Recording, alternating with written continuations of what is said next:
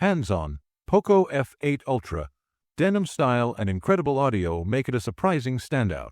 In a time when foldable phones with huge displays are getting all the attention, I didn't expect a regular phone, especially one marketed for its Bose-tuned audio, to become my favorite device for watching videos and listening to music. Earlier this year, Poco introduced its first Ultra phone, the Poco F7 Ultra, which impressed me for the $649 price.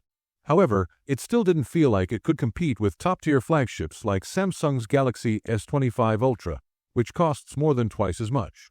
Its successor, the Poco F7 Ultra, closes that gap with a bigger display, a massive battery, and one feature I have never seen executed this well on a phone: truly exceptional sound. Poco calls the F7 Ultra its first real entry into the premium flagship category, and the price reflects that. Starting at $729, it undercuts phones like the $900 OnePlus 15. It still isn't on the same level as ultra-premium devices like the Oppo Find X8 Ultra, Xiaomi 15 Ultra, or the Galaxy S25 Ultra, all above $1,000, but when it comes to audio performance, nothing I've tested even comes close. A phone that sounds shockingly good. The Poco F7 Ultra includes 3 speakers, 2 standard stereo speakers, top and bottom, and an extra Bose-branded subwoofer near the rear camera module. This allows for true 2.1-channel audio, which gives the sound surprising depth and bass. You can choose between 2 Bose sound profiles, dynamic and balanced. Dynamic adds fuller bass and a broader soundstage. Balanced is flatter and more neutral. There are also EQ presets like Immersive for a 360-like effect and Voice for clearer vocals. I stuck to the dynamic mode because it makes music richer, louder, and more detailed, without distortion even at high volume. I've used the phone to watch YouTube, stream Netflix, and even placed it in my bathroom as a mini speaker while showering. It's obviously not going to replace a proper Bluetooth speaker, but it's impressively good, better than many tablets I've used for media. The only downside? If someone starts blasting this on public transport, it's going to make commutes even louder. But if you watch videos without headphones in your own room, you'll absolutely love this phone. A back that looks and feels like denim. Flip the phone over and you'll see one of its most interesting features, a denim textured back. It's not real fabric. Poco says it uses Xiaomi's 3rd-generation nanotech material to look stylish while resisting dirt and wear. I even spilled some cold coffee on it during testing, and it cleaned right off. Despite its flat frame, the phone feels comfortable thanks to rounded corners and slightly curved edges on the back. A big, bright display built for entertainment.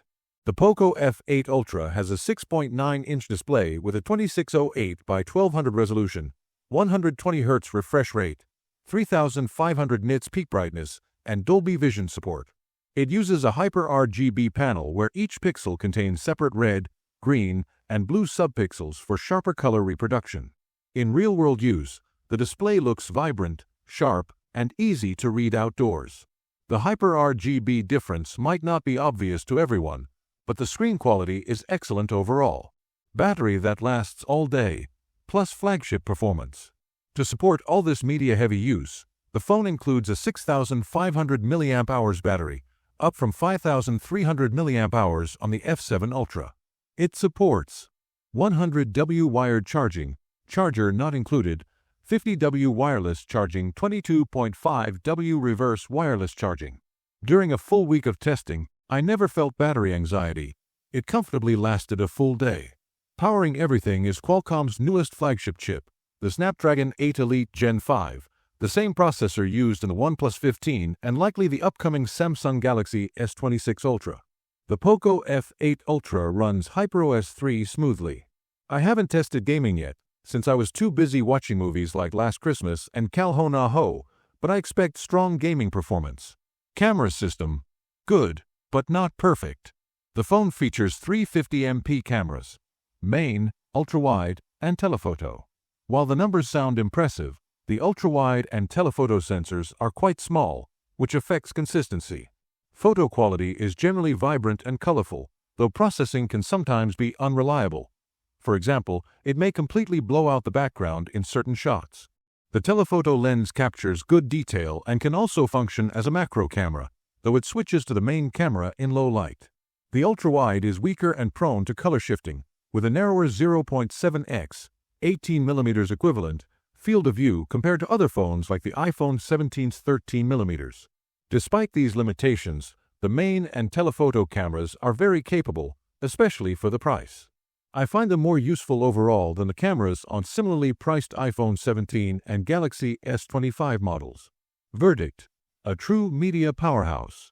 I never expected to recommend a phone primarily for its audio, but the Poco F7 Ultra is truly designed for media lovers. With class-leading speakers, a beautiful display, long battery life, and strong performance, it has become my favorite device for consuming content. The Poco F7 Ultra starts at $729 for the 12GB per 256GB variant and $799 for the 16GB per 512GB model. If you want something under $700, Poco also offers the more affordable Poco F7 Pro starting at $579, which still includes Bose-tuned speakers but with a smaller display, a 6,210 mAh battery, and a weaker camera setup. As always with Poco devices, these phones won't be launching in the US.